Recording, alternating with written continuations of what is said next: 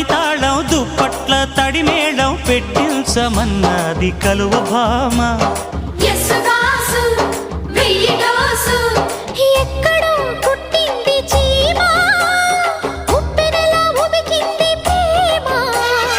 అక్కడే గుప్పిస్తా భామ, పెదవులతో తేనె చుమ్మా. అమ్మని జిమ్మడా హత్తుకో పిల్లడా, పొంగుతోంది పాల మీగడా.